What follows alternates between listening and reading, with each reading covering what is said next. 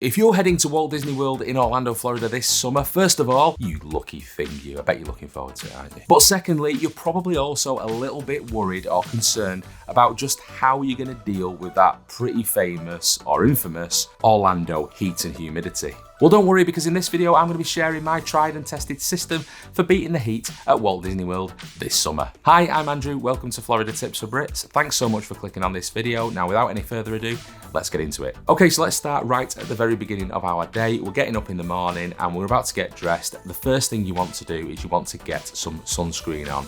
Make sure you're using good quality sunscreen. I would recommend something like Nivea sunscreen. I've had good results with that, Factor 50. I'll leave a link in the description down below for the one I use. Or I think the one we used most recently was a Garnier one, which was really good as well, and actually a little bit cheaper, Factor 50. I'd literally got away with putting it on once in the morning and it lasted me all day. Your mileage may vary with that, so just be aware of it, but definitely want to get some sunscreen on. Paying particular attention to the areas that are going to get hit hardest. I usually go with bridge of the nose, tops of your cheeks, forehead, any bald patches or whatever, back of your neck, things like that. But of course, if you're wearing, maybe you're wearing like cut off tops and stuff, make sure you get in the backs of the arms, get somebody to put it on your back for you, backs of your legs, backs of your knees. You know the deal. Get the sunscreen on. It's just not worth getting a sunburn. And that's me speaking from experience. I've done it twice. I've been going to Florida for over 30 years. I've been burnt badly on 2 occasions and I can remember them, every second of it. It's horrible. It makes things miserable.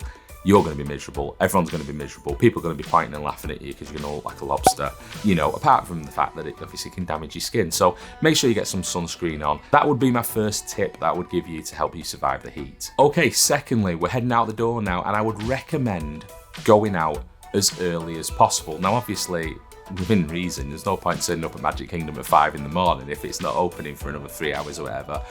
But obviously, the earlier in the day that you get there, the more reasonable the temperatures are. And by reasonable, in summertime, it's probably still going to be mid-80s or maybe even warmer. But, it's only going to get hotter from there.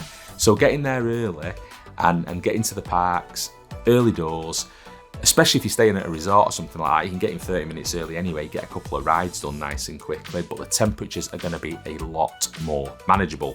That way, as the crowds start to build during the day, and obviously it gets hotter as well during the middle of the day, I would recommend, my system is really just to go back to the villa or the resort, maybe have an hour or 2 or 3, maybe just chill by the pool for a bit, go and take a nap, whatever the case may be, rest your weary bones. And then maybe go back in the evenings as the sun goes down and the temperature starts to become a little bit more reasonable again. Also, of course, in summertime, they do tend to get afternoon thunderstorms.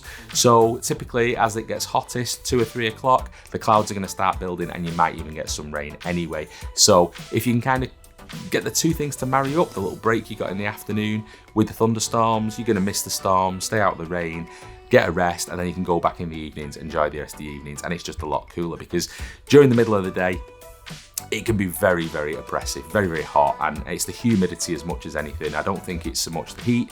The heat is impressive sometimes, you might be looking at 93, 95 degrees in the shade. Of course, in the sun, it's much hotter.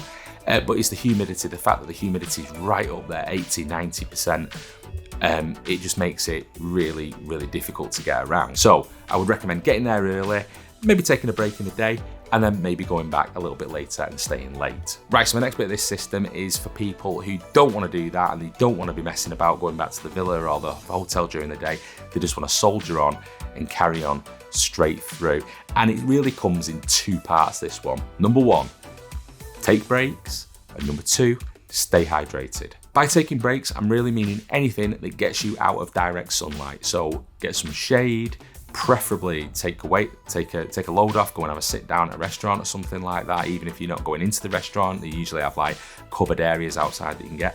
Better still is somewhere with air conditioning, of course, or you can just go and take in a ride or a show that's going to get some air moving around you. So People Move is a really great example of it's a 10-minute sit down. You get to see really great views of the Magic Kingdom, lovely breeze. It's really nice on a hot day. Another favourite of mine, if it's a really hot day, are the likes of PhilharMagic or Carousel of Progress at Magic Kingdom.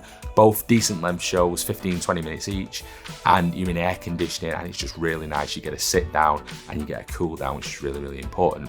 On the subject of hydration, there are loads of places all around the theme park where you can buy drinks, okay?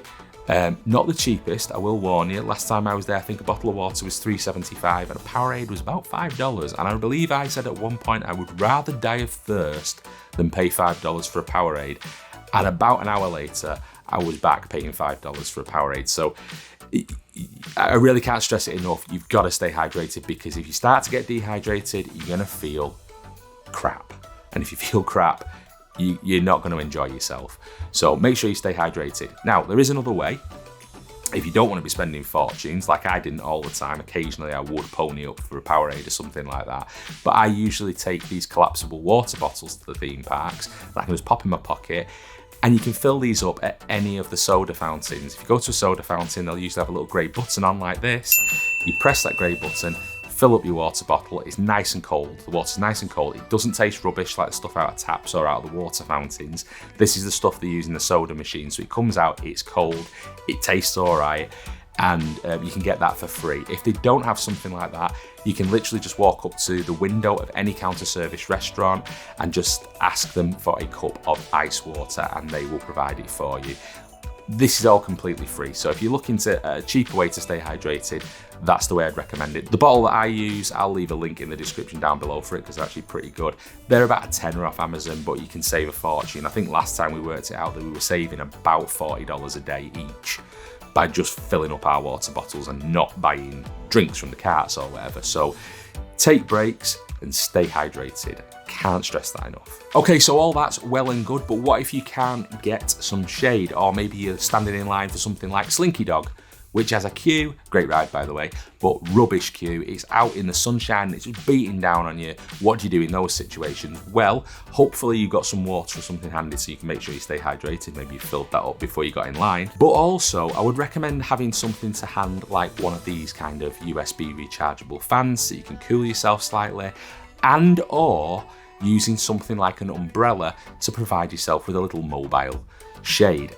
I know you're thinking umbrella, but just trust me, you're not going to be the only person doing it, and you'd be surprised how effective an umbrella and a mini fan is if you're really struggling at just stopping you from basically getting to that point where you're just very, very uncomfortable. So I would highly recommend taking something like an umbrella. First of all, it can keep the rain off, I guess. Just don't use it in lightning, of course.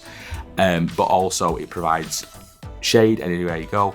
And number two, make sure you've got those little fans that can really help, especially if you've got little kiddos as well. When we had the kids in pushchairs, they're too big for pushchairs now, but when we had them in pushchairs, we used to have them clipped onto the pushchair, just firing a steady stream of air at them.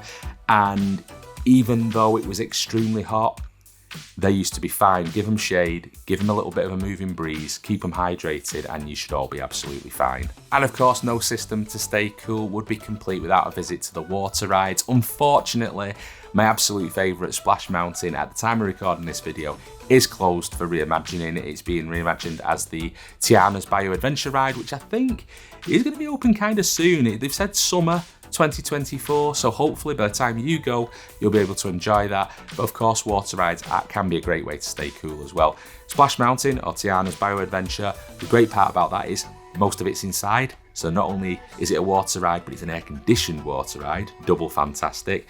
Or another really good one if you want to actually get like properly wet is if you're at Animal Kingdom, maybe go and try, check out Cali River Rapids.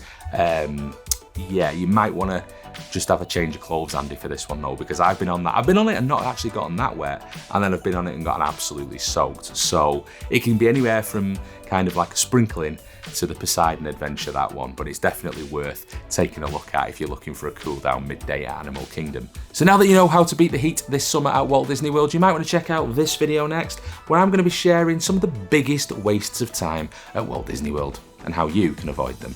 Thanks for watching.